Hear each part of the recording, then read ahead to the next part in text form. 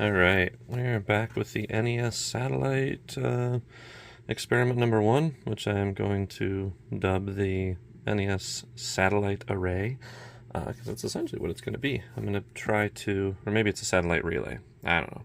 But what I'm going to try to do after I repair each one of these is I'm going to try to use each of these as a relay to one another, and I'm going to have to try to get creative on how to do the signaling, but I essentially want to see if I can daisy chain these together so that I can effectively use an NES controller on an NES that's in another room. It'll be kind of an analog of another room because I don't really have the space to be able to spread out that far, but what I am going to try to do is probably like block off with some paper or some barriers of some kind so that the signals don't interfere with each other. I'm going to have to do a few controlled experiments first to see how that's going to work. But yeah, we're going to take you along for the ride. And the first step here is I have to repair some of these.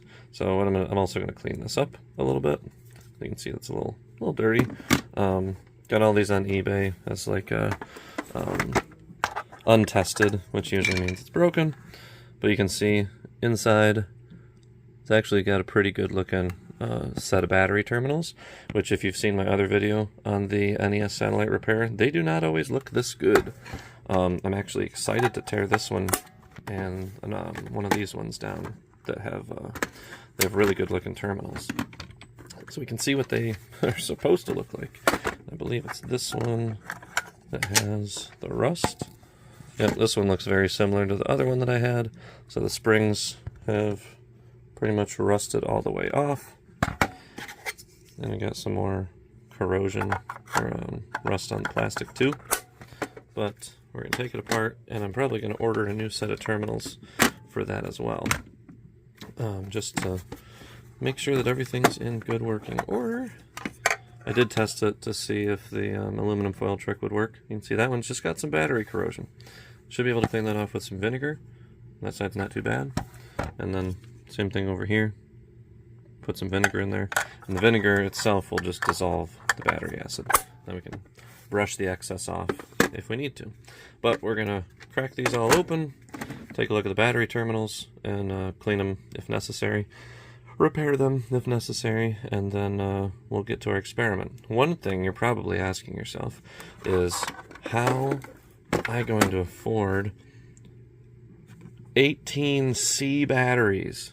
I definitely don't have 18C batteries, because each of these takes 6C batteries. And actually I have the one that I repaired earlier, I actually have 4 of these.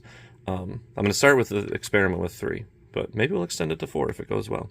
But the way I'm going to do it is I'm going to use AA to C adapters, which are pretty much just little C battery shaped containers or canisters that you can put a AA battery in. AA's and C batteries are the same form factor when it comes to length. They're just wider. C batteries are wider than AA's, but they have the same voltage rating. The only difference is capacity. So they won't last as long, but for a test like this, I'm not going to buy 18 new C batteries just for this. So I looked up some adapters, and we're going to give those a shot. So those are on their way from the great land across the ocean, and in the meantime we're going to take all these apart, get them repaired, and then we'll move on with our experiment. But repairing is half the fun. Oh, and cleaning, of course. Probably going to take, I'm going to take these apart for the first time so we'll be able to see what's inside here, and then we'll wash the outsides. I got usually I take one of the, I get a white bin to put things in that's well, you can see that I'm using them for some in-progress repairs right now, but those are the biggest bins that I have. I'm going to upgrade so that I can kind of wash all these at the same time. Save some time. Alright, let's start cracking them open. Alright, we've got our first one cracked open here, and this is definitely what I think is probably the worst of all of them. You can see that one is pretty badly corroded. This is the one where I'm going to have to get some replacement terminals. But you can see that's somewhat what it used to look like. Yeah. Oh, I'm probably going to have to get a, well, I don't know. That one's probably fine. Looks worse on camera than it does in person. But if I learned anything from last time, these things will snap off if you're not careful with them. So we will have to just be careful when I take this out and clean the plastic. But we'll see what we can do here. So we're going to try to pull this out first. It's crazy how green that is. This thing corroded pretty badly. This is probably the worst. Well, I know this is the worst one that I've seen so far. So, gotta find my tools here. I know I had some pliers around here somewhere. I definitely don't want to be touching the battery acid or battery corrosion with my bare hands. We'll be back. Alright. We're gonna see if we can lift this out without spreading the stuff everywhere. Man, this is so flexible. It just bends so easily now. Oof. Alright, well, we're going to toss that. No salvaging for that. Next, let's see if we can take these terminals out without... not even worried too much about this one.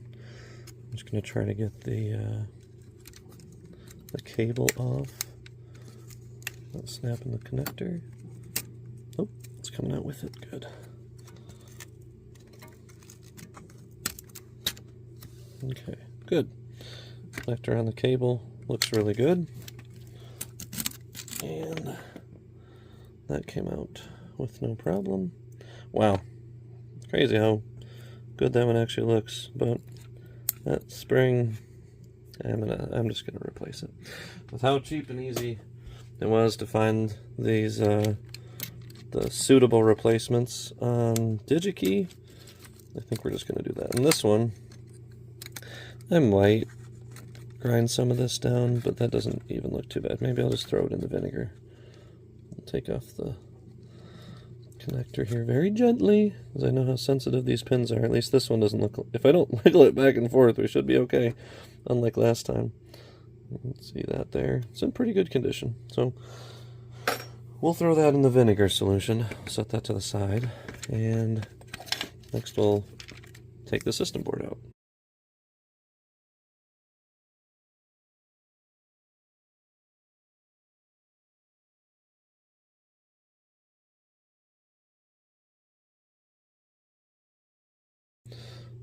Alright, take this out here. Alright, all the buttons and switch coverings stayed on. That's good. And the controller ports look like they're in pretty decent condition. The board itself looks in really good condition. So, I think we're in good shape there. There's the infrared LEDs. So we're going to set the motherboard to the side. And this is what we're left with. So we're going to toss that in the soapy bath. Dump out the buttons, and then we'll move on to the next one. Next one I'm just going to kind of cut to it being torn down so that you can see what the battery terminals look like. We'll see you then. Alright, well, unexpectedly, this one, which, to be fair, did have a bit of corrosion on the battery terminals, was more difficult to take apart. You can see this is the, these are the screws that I got out, and the corrosion must have traveled through the air and the moisture and corroded the screws. So I'm not entirely sure what we're going to see when we take this off, but we're going to find out together. Might be in worse shape than the rusty one. We'll see. Okay. Well, I'll zoom out here. All in all, not terrible. Let's see how the circuit board looks. And the terminals, ew. But good news is, despite being ew, should be in decent shape. It hasn't gotten to the point where it's rusting yet. So I should be able to douse these in some vinegar and let them soak for a while. We pry this up a little bit. There we go. Not going to touch that. We'll put this over in the soak in vinegar pile, and then we'll wash all of that out. Yummy. Sulfuric acid, I believe. Maybe I'm wrong. I don't know. I'm no chemist. We'll take that out. Yuck. Well, as long as they all go back together the same way, shouldn't be a problem. Next thing we're going to do is take this terminal out. Cool. Yeah, that's if I can get the little connector off of there, would be nice. Let's see, I'm wrestling with it here. Oh, I don't want to break it. Might be able to get a plier in there or two and kind of use some leverage to pry it out.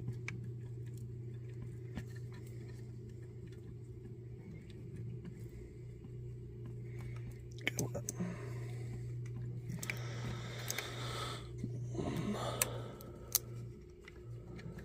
Dang.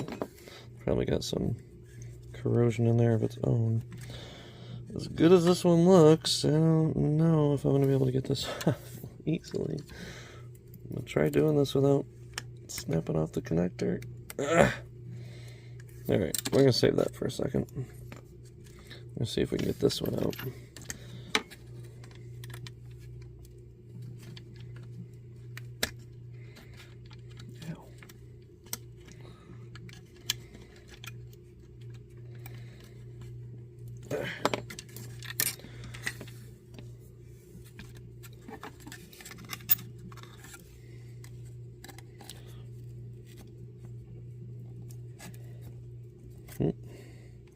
This one's pretty darn stuck in there. May have to do a pre-soak to really get it out of there. If I can't use a screwdriver or something, I might do. See if I can use some leverage here.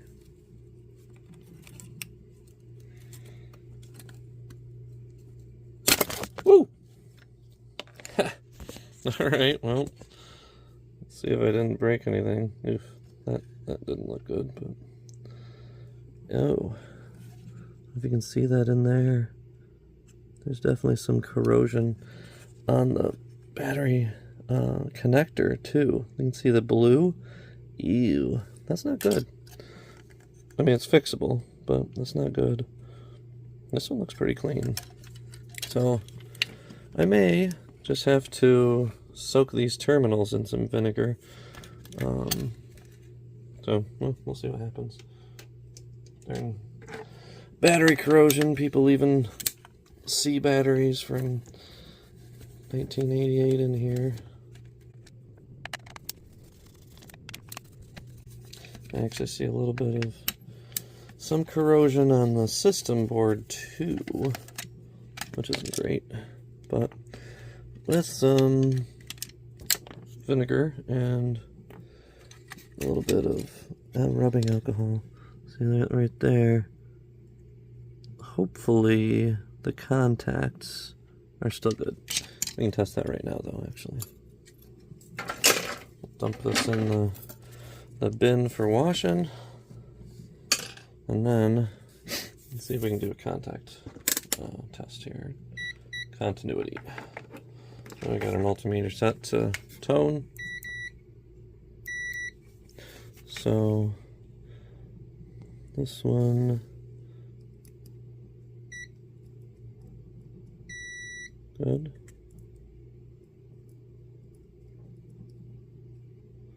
I don't know where that one actually goes. That's just ground. Good. That's just ground.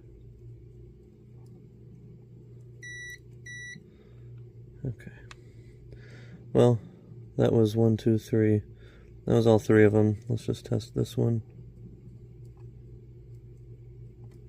Uh-oh. This one. we might need to reflow after we clean it off a little bit.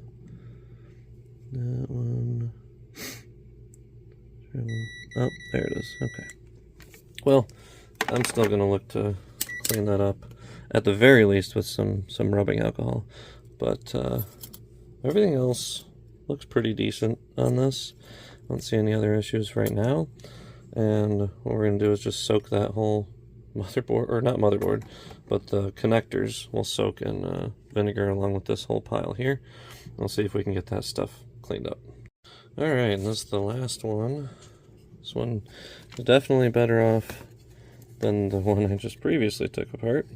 Again, we're going to use some vinegar. You can see this one has some of that blue residue, just like the other one did. We're going to see how easy it is going to be to take that out. And for those of you wondering about the pliers that I'm using, yes, I know these are the wimpy ones and they're supposed to be precision. You can see how bent up they are. But I do have a backup pair that I use for really precision things that I want to be very delicate with. But these pliers really do work pretty well for most of the things that I've been working on. Alright, we're going to see if we can take these out. Not sure. Oh, that just... nice. So that's what it's supposed to be like. Let's see if this slides off without any issue. Okay, we got some wiggle, that's good. Things are still a pain in the butt to take off though.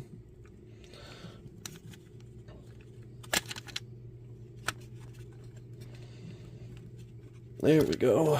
Got it. Now, bent it up a little bit, but not terrible. Throw that in some vinegar. Leave it overnight. See how this one comes out. Oh yeah, that comes out nicely. There's hardly any corrosion on this one. This is what it's supposed to look like. Wow. Let's see how well this comes off. Man.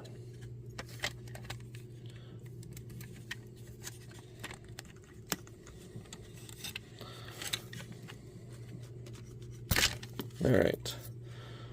I only bent it a little teeny bit, but... and actually, no, why I did that. I don't need to clean this one. Oh well. Well, just to see that I could, I guess.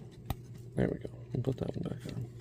Because that one doesn't even need to soak, but we did need to take it out of there. And we'll take a look at this one. Wow. I'm actually kind of surprised. This one has a little bit more corrosion right here than I was expecting. A little bit more rust than the other ones do. I might blow out the dust that's in there, or maybe use a cotton swab with some alcohol. But all in all, that one looks pretty darn good too. And there's the inside of it. This one's pretty darn clean except for the corrosion over there. So, of course, we'll wash it like the other ones. Now, I've never taken one of these apart before, so we're going to do that for the first time together. Let's see what we got going on in the receiver.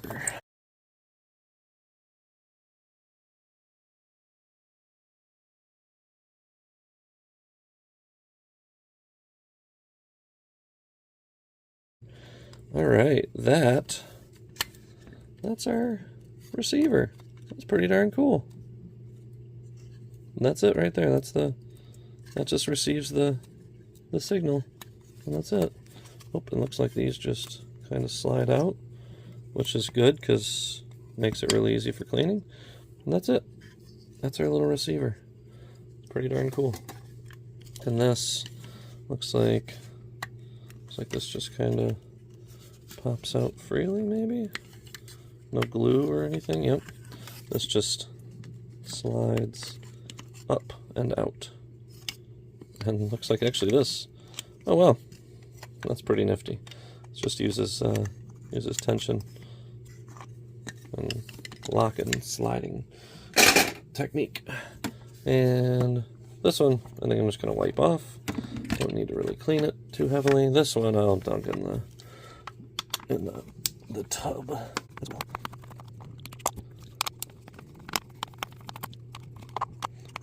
Well, I'll tell you what, if they had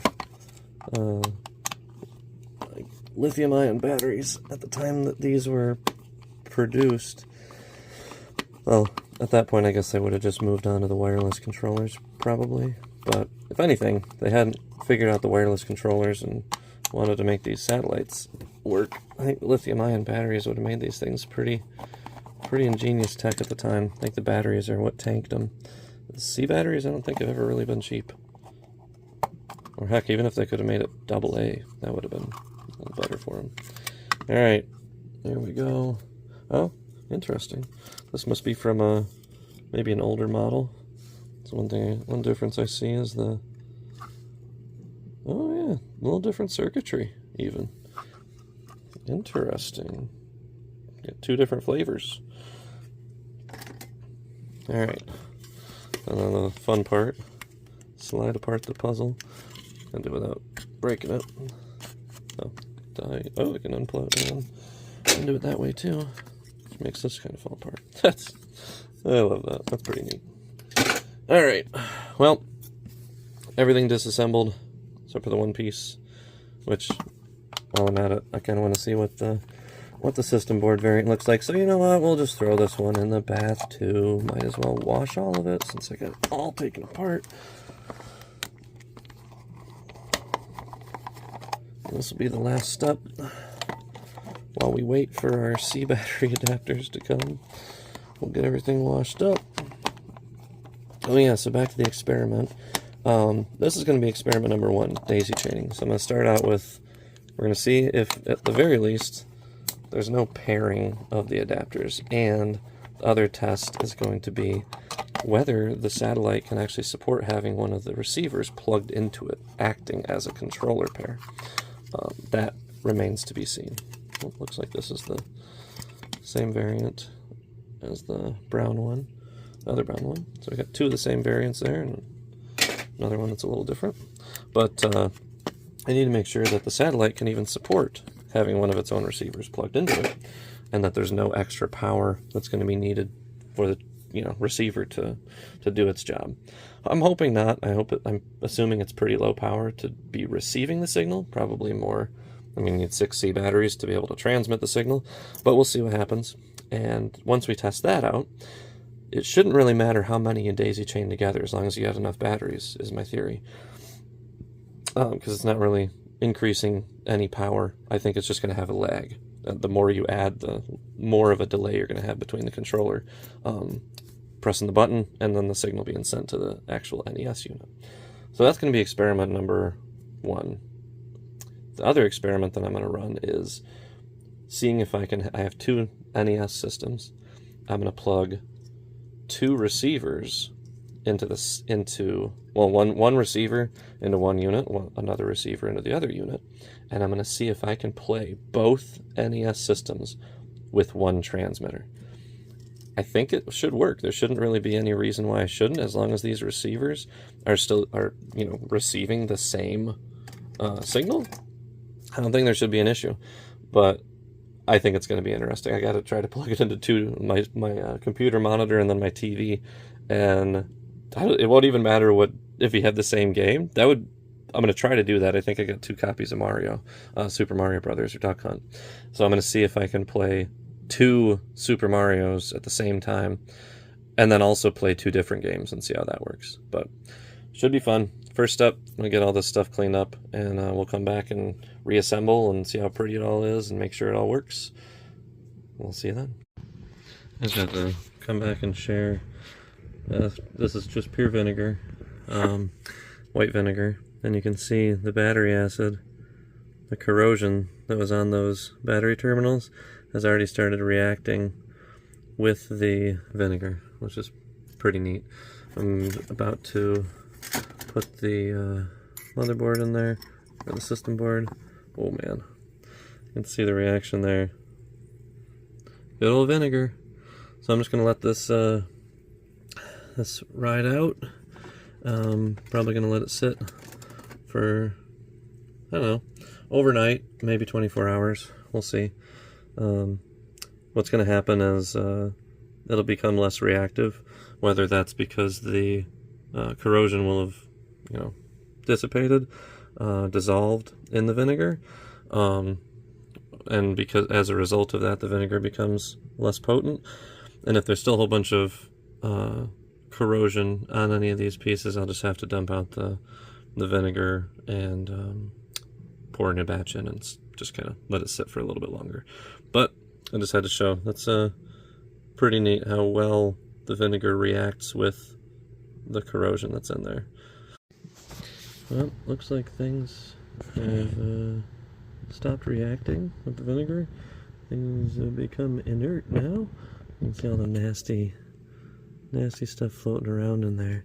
So I'm actually going to rinse this out and pour some more vinegar in, and just give it a second bath, and we'll see where we go from there. Well, I'm not going to give it a second bath after all, because after taking it out and looking at it, you can see how clean these ended up coming out. Wiped them off with a microfiber towel afterwards, just to get any additional liquid out of it. But I think these actually turned out really well. In some cases even cleaner than the original screws. It's still got some white on it, but look at how these turned out. It almost turned, it's interesting, as it turned like almost a coppery color. Parts of it did, and I'm guessing that's because of probably the battery acid eating away at a portion of it, or it oxidizing in some way, or maybe it's a oxidation layer on the outside. But I wiped it off as best as I could, and in some cases it ended up shining up pretty nicely. Like, look at that. That looks almost brand new. So this is the piece that had a whole bunch of corrosion on it. And same with both of those and all those screws. I think this turned out beautifully. There was one piece, the positive terminal, that had some rust on it from one of the units, and I did put that into a second vinegar bath with some of the other plastic pieces that I'm going to throw in. I'm also going to toss this piece in because it's got some residue along the edge there and some rust on the insides. So I'm going to throw that piece in there, as well as this one because it still has some battery corrosion on there. So I'm going to throw both of those pieces into the vinegar bath, and we'll let it sit probably overnight. But everything else turned out really nice and clean. We'll show you everything once I get it put back together. But the other thing I wanted to show you, these are the C adapters for the AA's. I think it works pretty darn well. We'll see how it works when I actually get it into the system, but I think it's pretty unique. Alright, this is the finished product, or almost finished product, of what I think is the cleanest NES Satellite of the bunch. And flip it over, this thing is nice and clean, buttons and everything nice and smooth, and I think this is gonna end up in my personal collection because look at how nice and crisp the lettering is. None of them are rubbed off or scratched or anything. I tried to keep the best looking pieces. Slid this back in. This is the these are the bits that were actually in the vinegar earlier, and you can see they turned out really well. It's nice and smooth. Got a little bit of discoloration, but I think it's going to work just fine. And then we've got the other end over there, which looks just beautiful. So the next thing I'm going to test, which I'm going to hook up my laptop or my camera stand here, is I'm going to test it out with the battery adapters. Make sure that these things work with AA's, and then we'll be geared up for the experiment once I put all these back together. And this is the outer shell, other side of it, cleaned up, I think, really, really nicely. So I did spot one area over here. I forgot that I was gonna try to clean that up a little bit. So that was the best looking motherboard of the bunch, except for that spot right there. So we'll see if I might try a little bit of alcohol on it and see if that does the trick. We'll set up our little makeshift phone stand here. I promise at some point that I will be getting a new stand, but today is not that day. So we're going to hook it up just like that and get one of my handy dandy pointed cotton swabs. Get some alcohol on it. We're just going to rub that in. Yeah, you can see that was the battery acid corrosion. Now, apart from that area there, I don't really see an issue. It doesn't look like the traces have been broken at all, which is good. Looks like there might be a little bit more over there. I'll try one more swab here. So it looks like this area right here might also have some. Yep. Yummy. I'll clean that up. The rest of this is just a little bit of excess flux, which, while I'm in here, I guess I might as well clean up. But it's nothing to worry about, really, so I'm not gonna get it too pristine. Looks pretty good. Alright. I'm actually just gonna look at this with the microscope just to make sure that those traces are in fact in good shape. I don't see any breaks on them. I'll take this and you can see a little bit of corrosion like we expected, but we'll see how it goes. I think it's going to be just fine. If we get a little bit closer down here. And like I said, I did test those traces, and they all traced back just fine with continuity. So the next test will be to see whether this thing actually works or not. If it doesn't, well, we're going to have take this motherboard out, put one of the other less pretty ones in, because man, this shell, I really like this shell. So next thing I'm going to do is pop some of these batteries in, and we'll see how that goes. Alright, well, we're back here with an update on the battery adapters. As you can see, I've got legitimate C batteries in here, just so that I can show you that this does in fact work. Power on, power off. So that's a good sign. The battery terminals are working as they should, but one thing that the reason I had to switch back to the actual C batteries is with these adapters here. Can't really tell, but the clearance on this end and even on this end isn't long enough.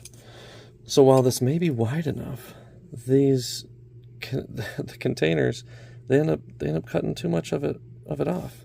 So I'll show you what happens. So this end, that ends up making a pretty good contact, right? That's got continuity.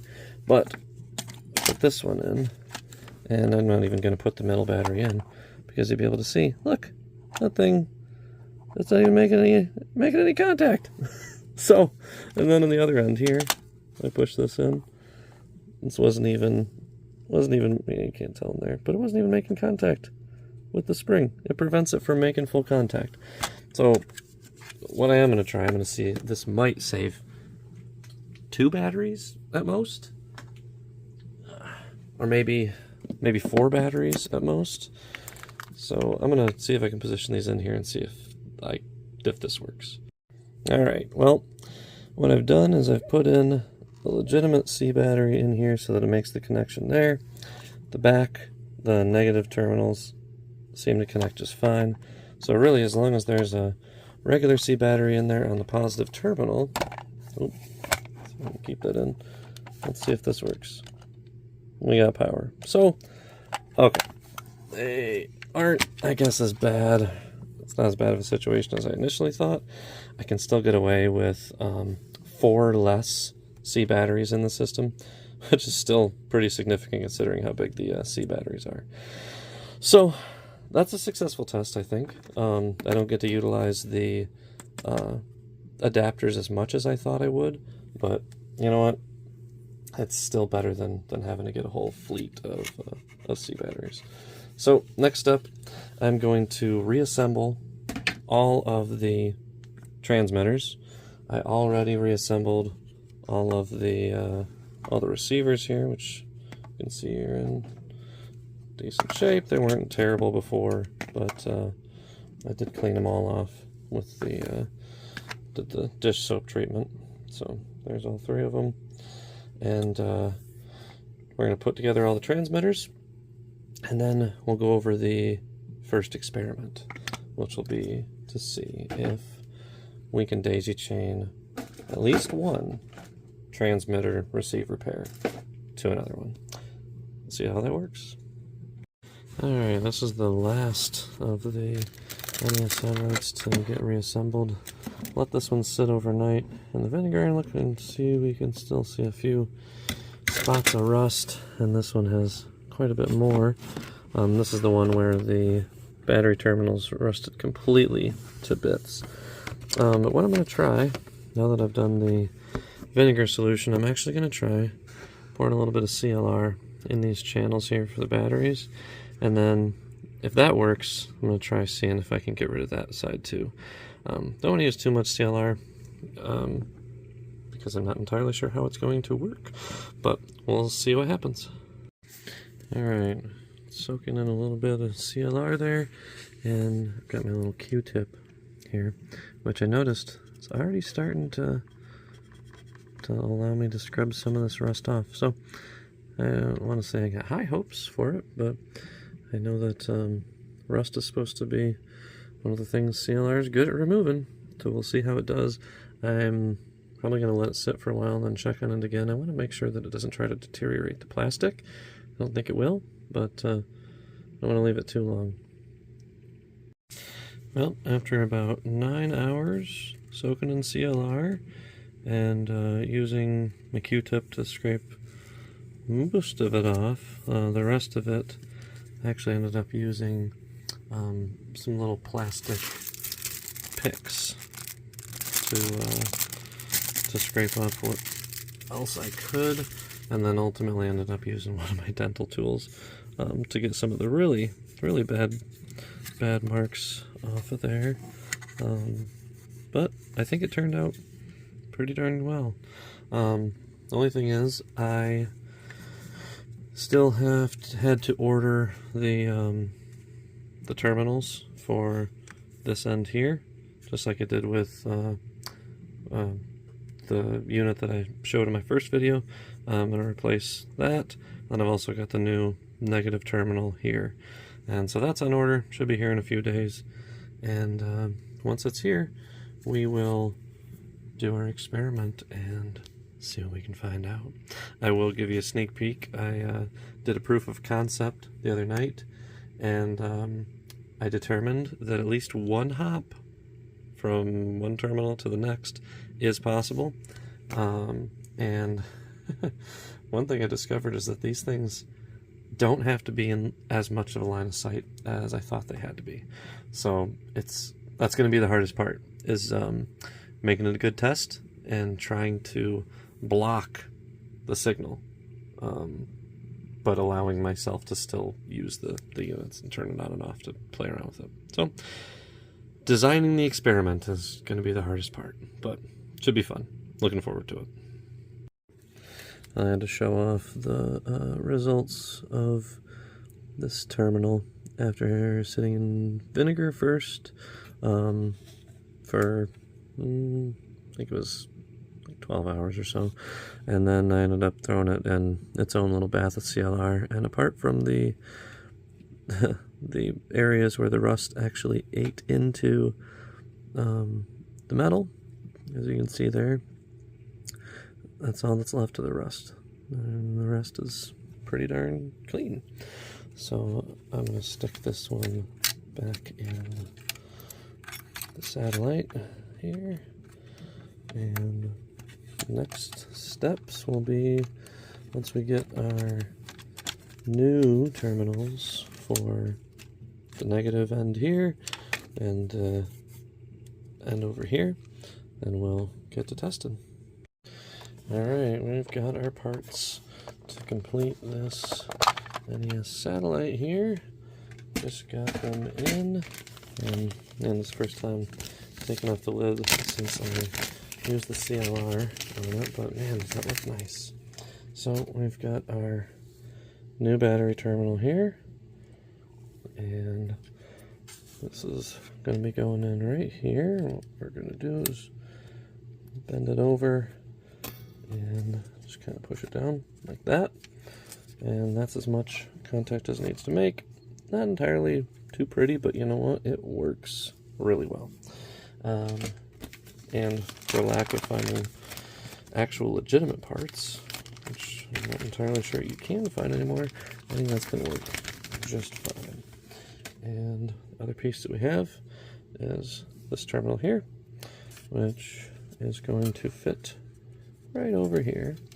So what we did last time, I think I bent this underneath like this. So we're going to take our pliers again and find the right pair of pliers here. There we go. So what we're going to do,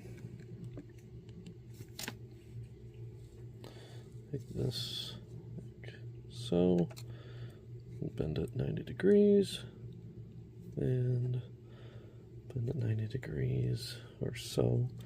It's a little bit wonky, but you know what, that worked just fine. The last one that I used, or did this on, so none. I'm gonna do this, and I'm actually gonna pinch these down a little bit. They're a little loose, and I think it'll be pretty easy just to crimp these down a little bit. Each one of them, each one of these little raised areas. There we go. That fits nice and tight. And then we slide this in just like, oops. Wait for it. Slide this out. See if I can get this into that area a little bit better. There we go. There's little barbs that kind of keep it propped in there. There we go. That's going to keep it from moving a bit. And that was tighter, but still not crazy tight. I'm going to tighten it a bit more. There we go. Now, slide that on. Oops, like that. Good news is that should stay in there pretty well. Once the battery, or once I get the cover on, I'm not really gonna have a way to slide out, I don't think. But I think what I'm gonna do is bend these out a little bit. Try to make it fit a little more snug. Let's think about retrofitting this stuff into something that was never really meant to have these in place. I'm gonna stick this back on.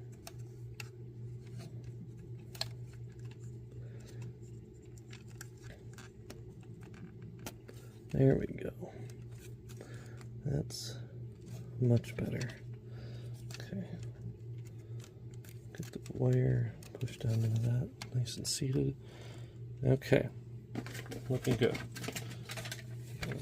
Pop this cover back on here. Like so. And get our screws in place.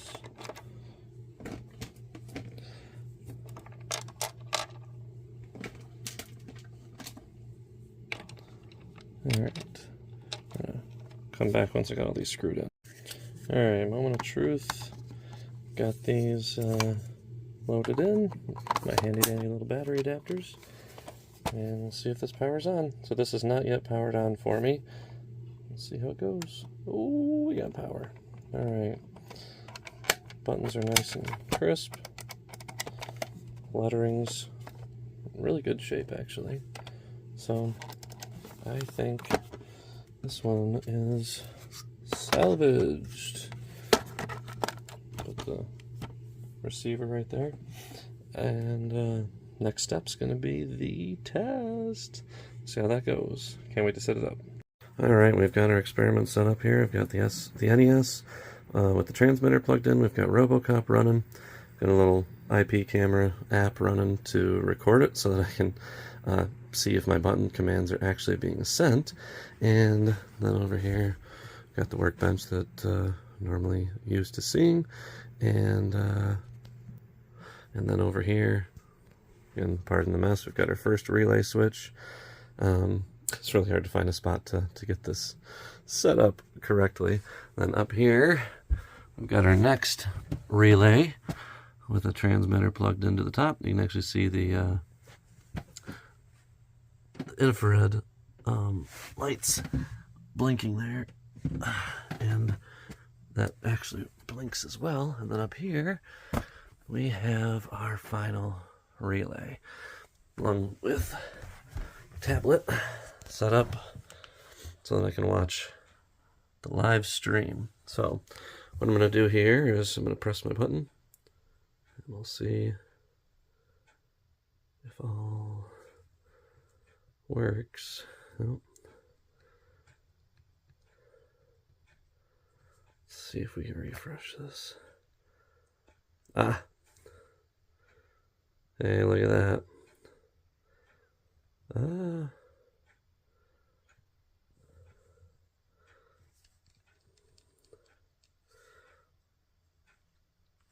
Doesn't look like there's actually too bad of a lag. I'm kind of surprised. I'm gonna see if I can get myself killed here.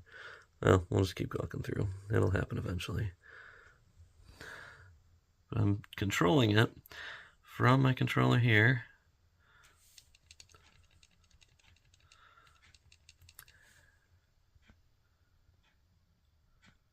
I'm gonna actually see if oh, my power. This thing doesn't account for sleep, does it? Browser full screen. There we go. Maybe this will keep the screen up. I kind of doubt it. But that's definitely working. So we've got 3 satellite relays, or an array of 3 satellites, NES satellites going, that have me in a completely different room. It's all the way over there, and yet I'm still able to play the game. Look at that. A little laggy, but some of that I'm also not sure if it might be the IP camera, but it's actually pretty responsive. Let's see.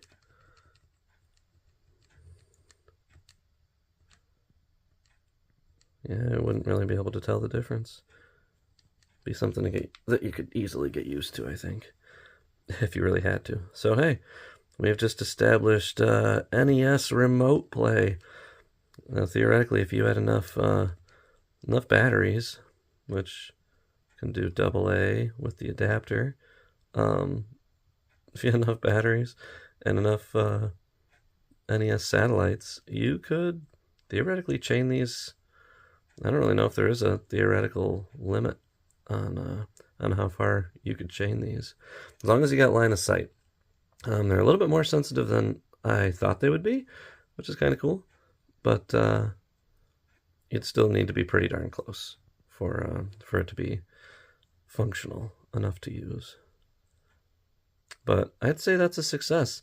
So my next experiment is going to be, I'm going to try connecting 2 NES systems to 1 transmitter. So I'm going to use 2 receivers, 1 receiver per NES system, and 1 transmitter, and see if I can control 2 systems at the same time. In theory, there's no reason why it shouldn't work. But practically, I can't see a practical reason for this. But I think it's going to be fun to test. So that'll be the next experiment.